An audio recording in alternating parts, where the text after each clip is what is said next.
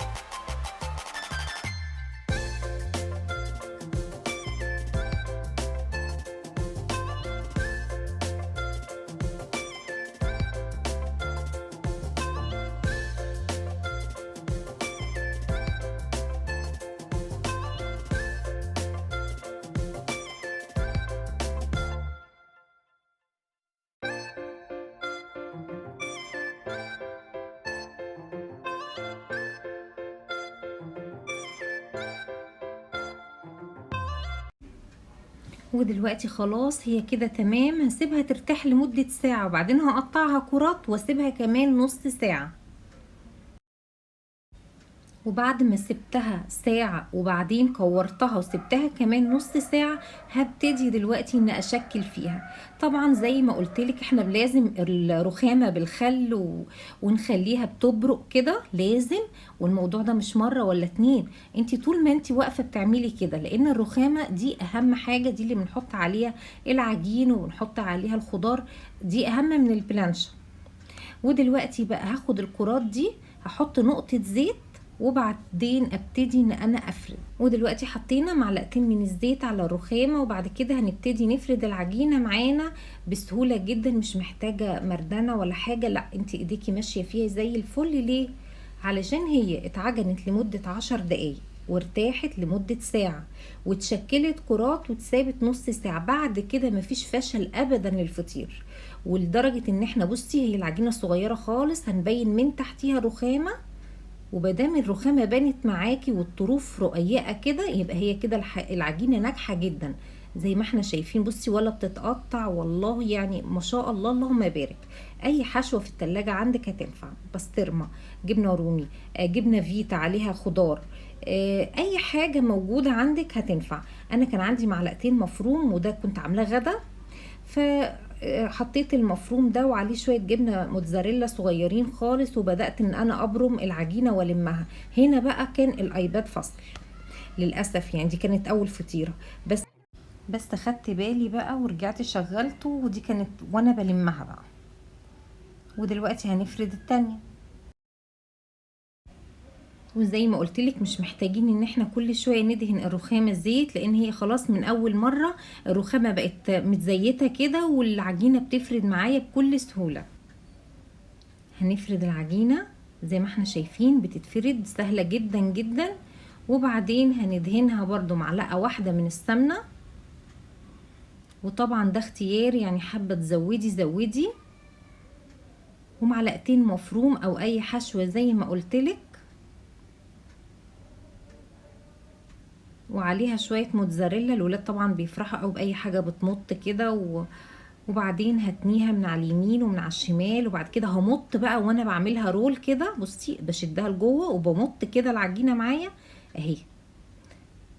سهلة جدا جدا جدا اهي زي ما احنا شايفين. هو ده شكلها بعد ما اتلمت، مفيش اسهل منها فطيرة بصراحة. ودلوقتي كده الطاسة سخنة معايا وفيها معلقة واحدة من الزيت.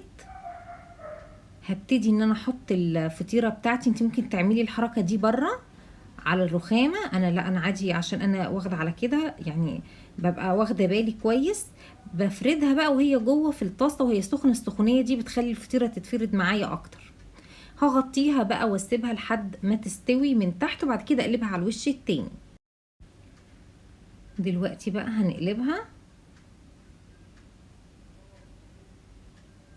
سهلة ازاي، مفيش اسهل من كده. المهم النار تكون هادية في الاول، تكون متوسطة وبعد كده هادية. دي بقى لو انت خايفة تعمليها على البوتاجاز اعمليها كده بره، وبعد كده حطيها بنفس الحجم ده في الطاسة. وكل مرة ادهني الطاسة فرشة زيت كده بس. ودلوقتي هسوي التانية بنفس الطريقة. اهم حاجة زي ما قلتلك، انت هتحطيها كده وتفرديها شوية. لو حباها تبقى مليانة من جوه وتخينة شوية خلاص مش لازم تفرديها. بس بقى حاولي ان انت على قد ما تقدري ان انت تخليها تستوي من جوه كويس، بان انت تهدي النار كويس بس كده. زي ما احنا شايفين استوت بسرعة جدا ما شاء الله. سهلة جدا مفيهاش اي حاجة. قد ايه كانت فطيرة ريحتها جميلة وطعمها وسهلة وسريعة. الموضوع كله ما خدش وقت. طبعا بياخد وقت في العجن وفي التريح، بس مش وانتي يعني واقفة جنبه متابعاه. زي ما احنا شايفين بصي مورقة ازاي، معلقة سمنة ومعلقة زيت وشوية مفروم وعملتي غدوة. طبعا مفيش اقل من كده تكلفة. اتمنى يا رب يكون الفيديو عجبكم وتكوني استفدتي. وطبعا ما تعطليش عند حاجة. اي حشو عندك سجق، بسطرمة، جبنة فيتا عليها شوية خضار، وهيطلع حلو جدا وهيطلع فطاير كتير. دول 10 بالظبط، 5 بالمفروم و5 التانيين بالجبنة والحشوات اللي هي العادية دي.